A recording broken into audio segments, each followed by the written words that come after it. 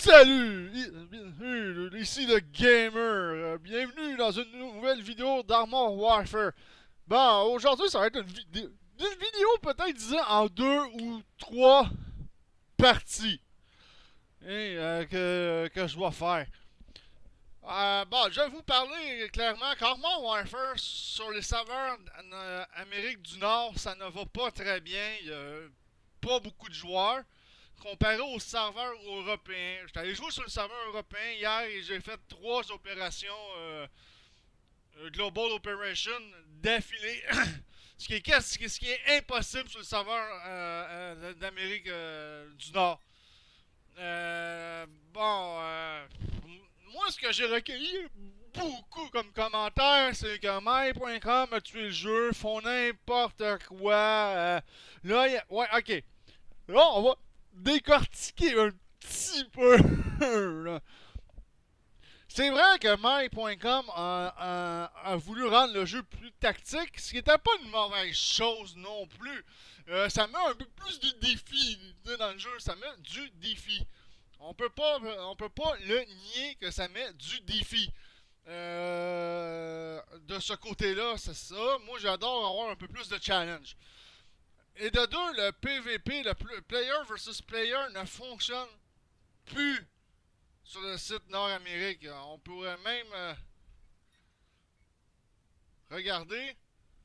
Il y a 5 personnes en attente, tandis que sur le serveur européen, je vais vous le montrer tantôt, si ça a toujours lieu, il y avait au-dessus de 60 personnes en attente pour du PVP.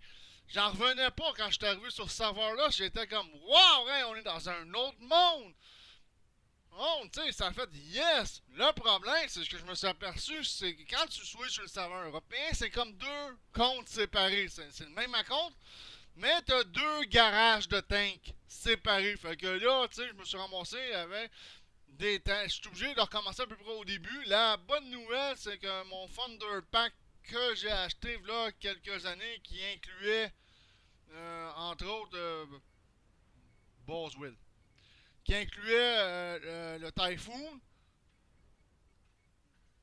le, le RDF-LT,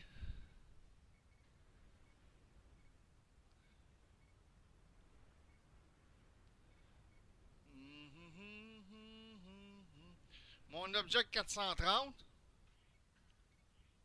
et mon LAV 150-90, ils sont dans l'autre raconte du serveur européen. Mais toutes les autres tanks que j'ai achetés de façon premium ou toutes les autres tanks que j'ai débarrés, ils n'y figurent pas par contre. C'est ça qui est un peu plate. Moi, je comprends pas que le monde ait déserté à ce point-là. Euh, le jeu, parce que le jeu, il est pas si mauvais que ça. Il est plus tactique. Là, on sait quand on vise si l'obus va percer ou pas. Quand la mire est verte, ça veut dire qu'on fait du dégât assuré. Quand elle est jaune, on fait c'est 50-50 chances qu'on en fasse, 50% de chances qu'on en fasse pas. Quand c'est rouge, on fait pas de dégâts du tout. C'est génial. Là, on le sait qu'on fait du dégât ou quand on le fait pas. Ça nous oblige à mieux viser de ce côté-là. Fait que tu sais, c'est toutes des affaires que moi j'ai trouvé que c'était quand même bien. Mais depuis la mise à jour 0.19, le jeu a pris carrément une drop parce que ça a été un changement majeur dans le jeu. C'était plus aussi arcade que c'était. Puis je trouvais ça trop arcade parce que juste ici, mon Centuro ici de Premium,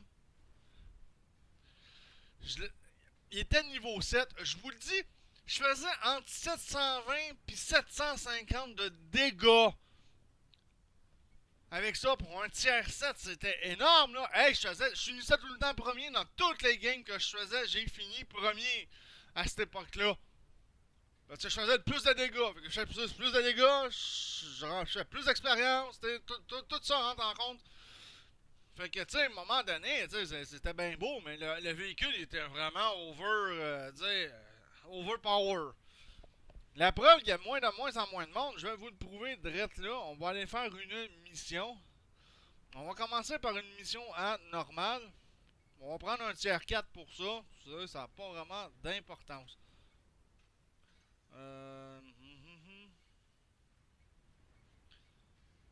Bon, mettons qu'on va prendre mon chasseur de char, là, Zalo. Comme vous avez pu voir, il y a eu 5 personnes en PVP. Là, regardez.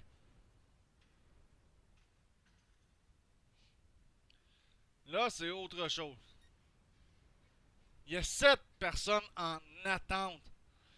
Ce n'est pas normal. 8 personnes en attente. Puis là, il n'y a même pas de quoi starter une game pour monter en tier 4. On est 2 qui attendent tier 4. Un qui attend tier 5. Un qui attend tier 6. Fait que là, ce qu'ils vont faire peut-être pour rebalancer le jeu, pour partir une game, je vais peut-être me retrouver avec du tiers 8. Fait qu'il y a un gros problème présentement. Là, on a 11 personnes. C'est rare qu'on dépasse les 11 personnes. C'est vraiment très très rare. Fait que, ça n'a pas d'allure.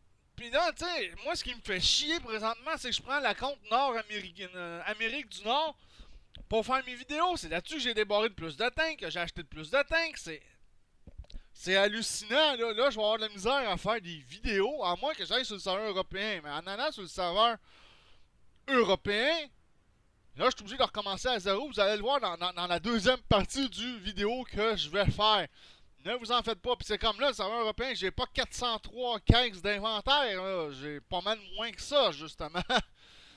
Tu sais, j'ai pas. Tu sais, le jeu a du potentiel, les amis. Là. Il y a vraiment du potentiel. Moi, je comprends pas que le monde vénère encore what, asti, quand il faut payer. Quand il faut payer du gold pour avoir des meilleures munitions, ce qu'on appelle les asti de gold shell. Tu sais, là-dedans, là, les meilleures munitions, on les débarre au fur et à mesure là, avec le tank. Maintenant qu'on pogne le Léopard 2. Regardez. Amélioration. On commence avec les obus de base. Ah, j'ai débarré des nouveaux obus qui sont meilleurs que les obus de base qui viennent avec le tank. J'ai débarré d'autres meilleurs obus. En what, faut payer des crises de meilleures munitions là, avec de la gold. Puis pour avoir de la gold, mais faut que tu dépasses du fric. Fait que imaginez le fric qu'on dépense, que le monde à Watt dépense pour mettre de la gold shell dans nos machines pour faire le plus de dégâts puis faire le plus de dommages possible. À War Thunder, c'est la même affaire. War Thunder, le monde dit c'est de la shit, c'est ci, c'est ça. Ok, War Thunder, c'est pas parfait, c'est vraiment une simulation, War Thunder. Là. C'est même pas arcade, là. C'est une simulation pure et simple à tous les sens du terme. Mais à War Thunder, avec le tank, on débarre à un moment donné des meilleures munitions. On paye pas pour les avoir, ces munitions-là, on les débarre. Mais le monde, ça, je sais pas, sont trop crétins ainsi pour réfléchir. Je trouve que présentement, le monde sont vraiment très crétins dans le jeu. Et oui, regarde, je pense que j'ai même plus personne dans ma liste d'amis qui joue présentement. J'ai même débarqué du clan que j'étais. Parce que je ne voyais fucking personne du clan. Tu sais, c'est vraiment plate, pis. Tu sais, plate, pis. Poche, et ainsi de suite, là.